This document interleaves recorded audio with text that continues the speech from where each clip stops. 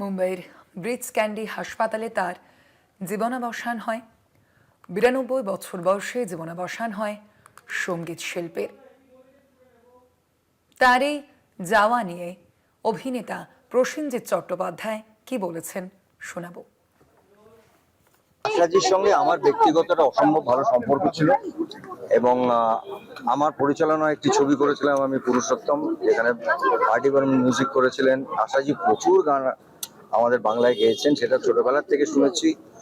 আমি আমার মার কথা বলি, আমার মা না পাগলের মতন ভক্ত ছিল আশাজি, এবং আমার মনে হয় ওনার ভক্ত এরকম কেউ নেই। আমার মনে হয় সারা ভারতবর্ষের গানের জগতের একটা নতুন ট্রেন্ড সৃষ্টি করেছিলেন উনি। ওনার প্রতিটি গান, সেটা বাংলায় বলি হিন্দিতে বলি, সেটা এখনো আমরা গাই। এবং আশা ভোসলের গান না একটা দূর থেকে শুনলেও বোঝা যেত, ওনার একটা প্যাটার্ন ছিল।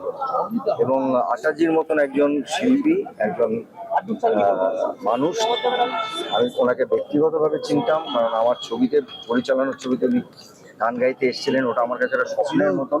ওই স্বপ্নের দিনগুলো মনে করছি এবং আমি মনে করি আশা ভোসলের যা গান আছে আর সব ভাষায়, সেটা আজীবন থেকে এটা এক যুগের অবসান তো বলা যায়।